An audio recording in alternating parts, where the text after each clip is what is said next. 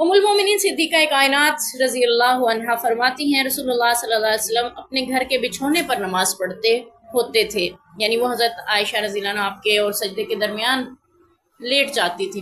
फरमाती है मैं आपके नमाज पढ़ने की जगह और बिस्तर पर ऐसे लेटी होती थी जैसे जनाजा रखा जाता है, खुद को ऐसे कहनी, ठीक है।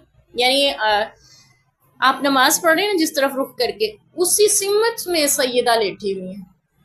और बाज़ रवायत में ये भी आता है कि मैं अक्सर हाइज़ा भी होती थी तब भी लेटती थी। वो एक रवायत आती है ना कि आप सल्लल्लाहु अलैहि वसल्लम, अबू हुरैरा फरमाते हैं कि नबी पाक ने फरमाया कि औरत सामने से गुजर जाए या वो तो उसकी नमाज नहीं होती, तो फरमाती है क्या हो गया, अबू हुरैरा को गलती लगी है, ठीक है। मैं खुद नबी पाक के सामने लेटी होती थी और आप नमाज पढ़ रहे होते थे, ठीक है। तो यानी ख़वातीन तुमने हमें जानवरों से मिला दिया, ये फरमाती हैं हज़रत उम्मुल मोमिनीन अबू हुरैरा को कि तुमने ये क्या कर दिया, हमें जानवरों से मिला दिया औरतों को।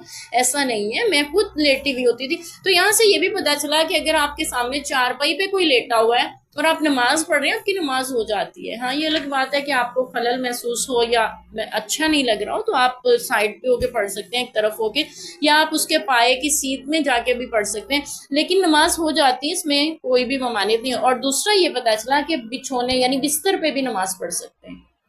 बिस्तर पे भी नमाज हो जाती है, लकड़ी पे भी हो जाती है, चटाई पे भी नमाज आप पढ़ सकते हैं। पढ़ने वाले बने, अल्लाह में पढ़ने वाला बनाए, नमाज अदा करने वाला बनाए।